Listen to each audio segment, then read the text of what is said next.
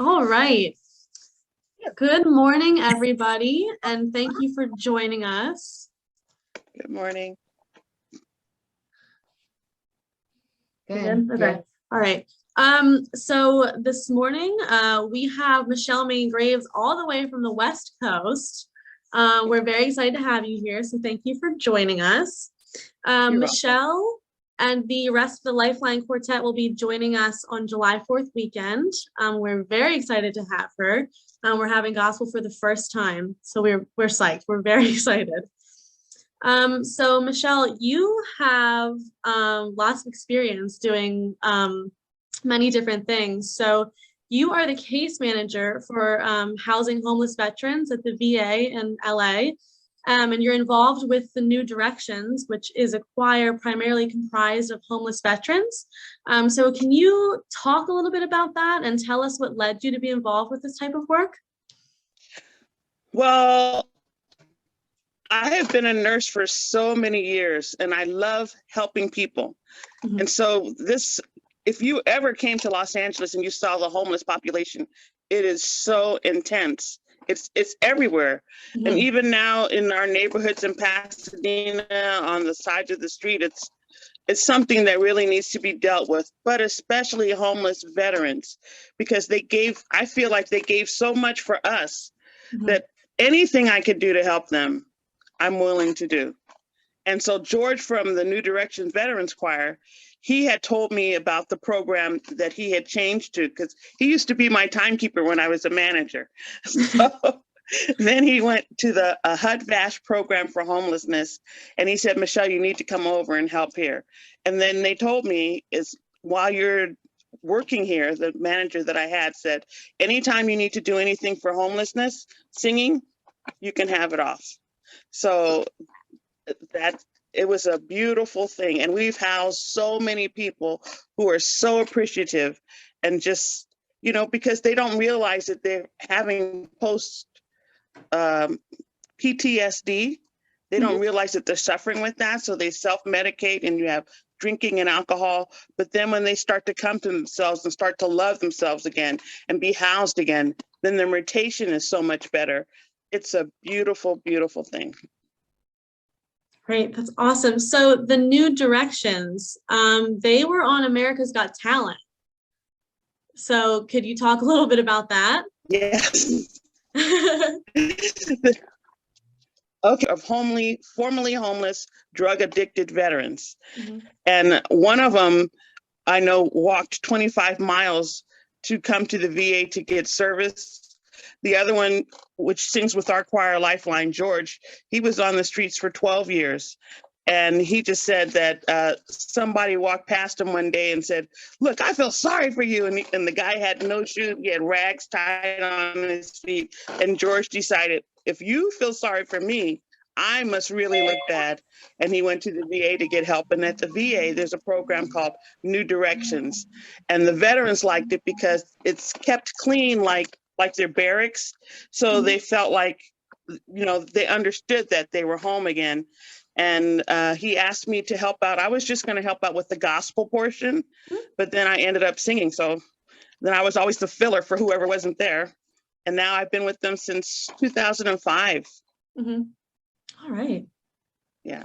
That's awesome.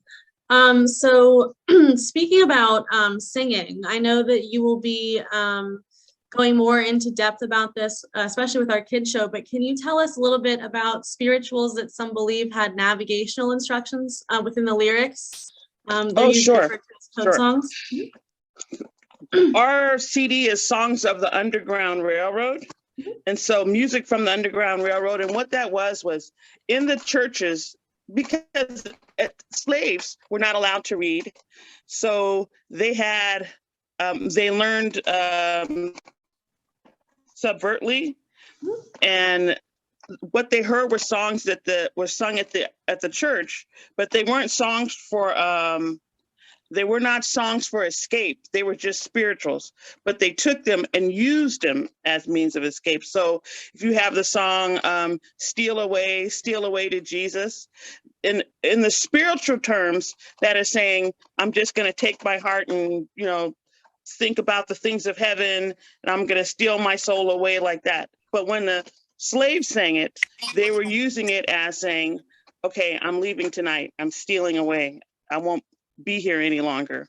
Or if you had songs that talked about Canaan's land, I'm on my way to Canaan's land.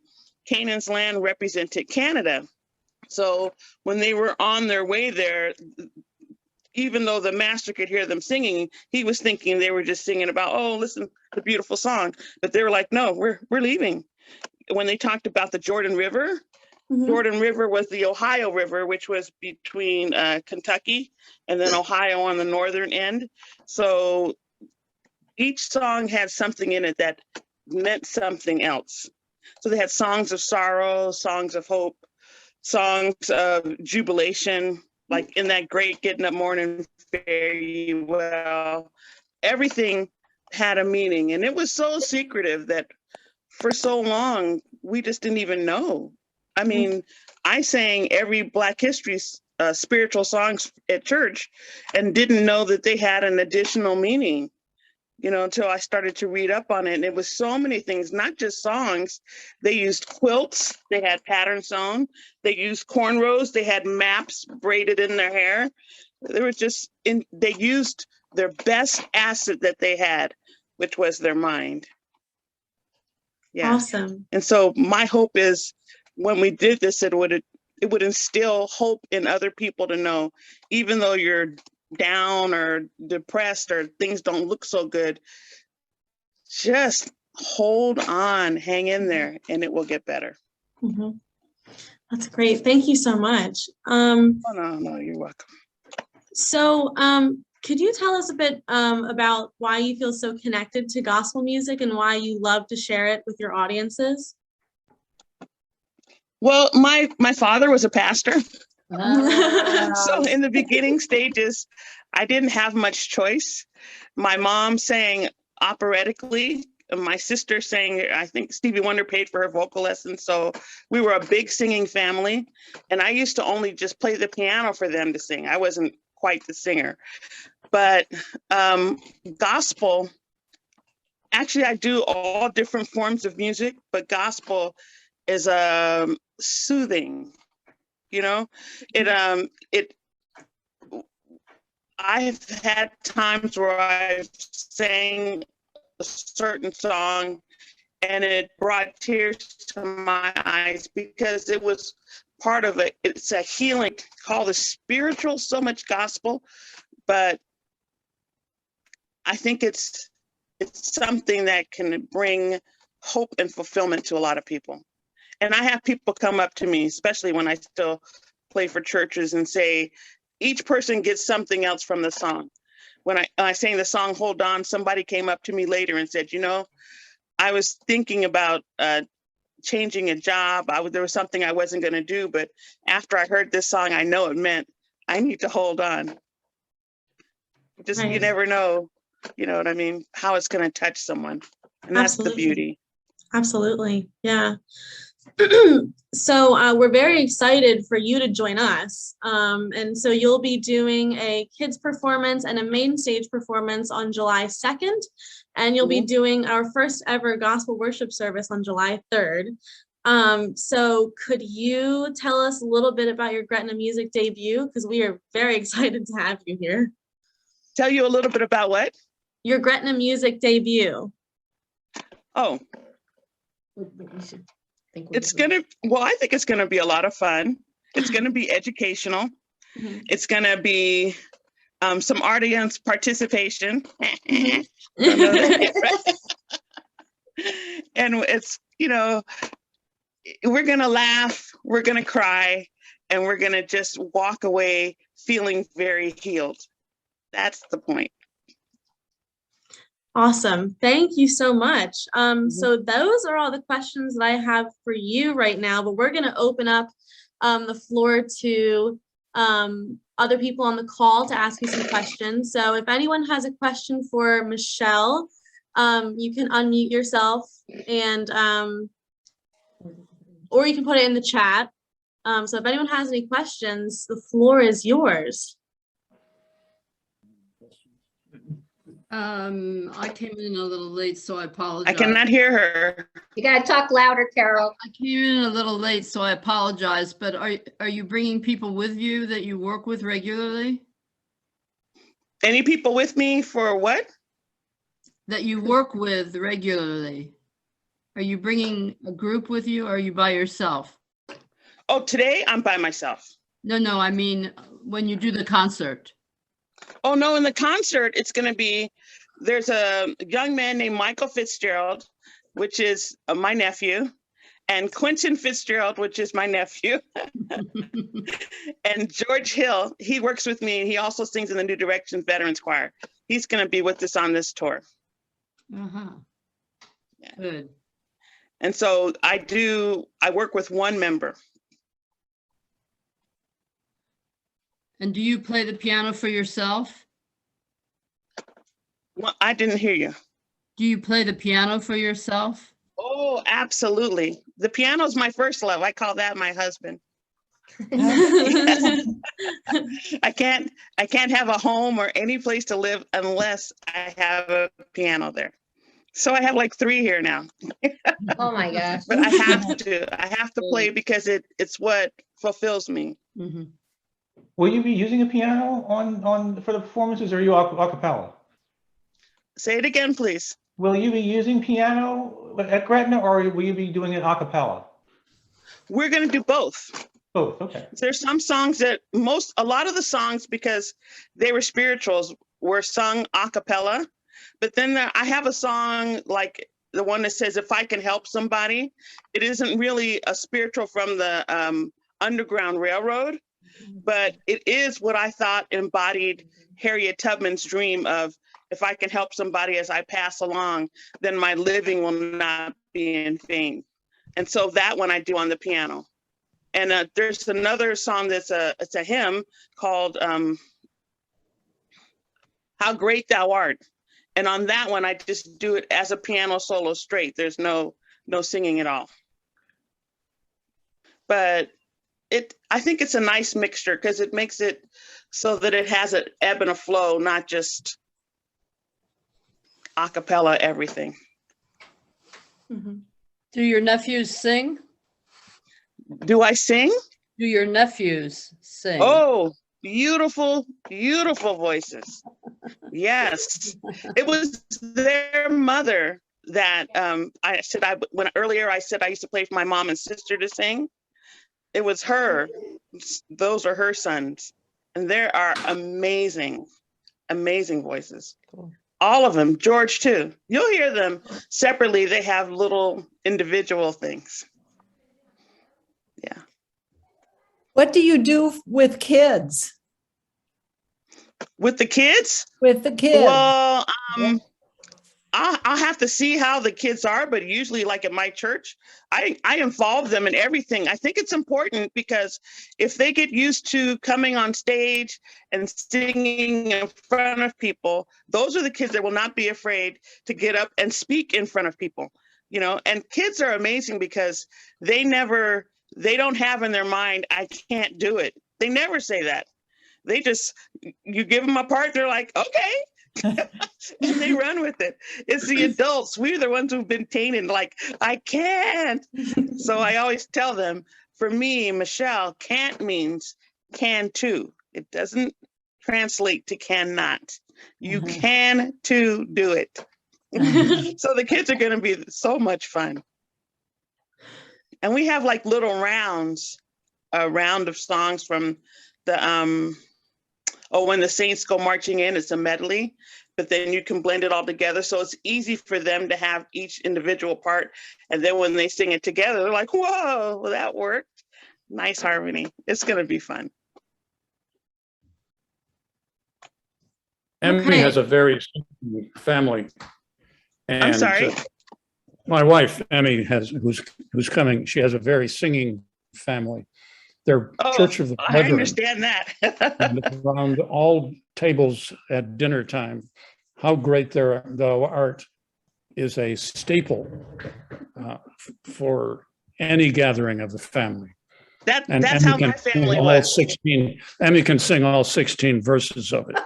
Oh, okay.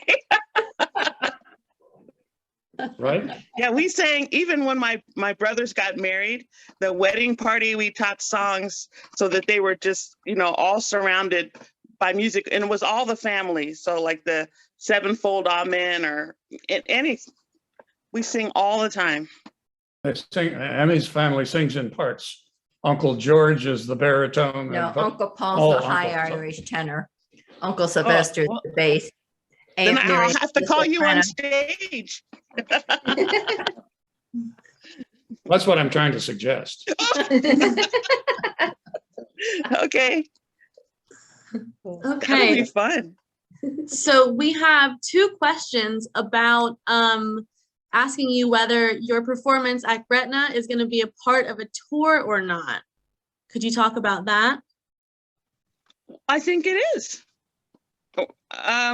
You're talking, Gretna is the music department, right? Yeah, we're asking whether or not Gretna is just a stop on a tour, or if you're just coming for Gretna. Okay. No, you're actually the last stop on our tour, because we started in October, and we were Florida, then we were in Colorado, and then we did something here, and now we're going to be at you in Pennsylvania, and then we have something else the following year. And then whatever else comes up in between, they tell us, we just say yes and do it. All right. All right, so we have a question from one of our board members. She said, can she sing anything now? And it's also Maria's birthday, and Maria is on the call right now. So could you possibly sing Maria happy birthday? Where's my, is she still here, Maria? Okay, we'll do Maria first. It's easy. Okay. Is it true, Maria? Is today your birthday? Happy birthday to you. Happy birthday to you. Happy birthday, dear Maria. Happy birthday to you.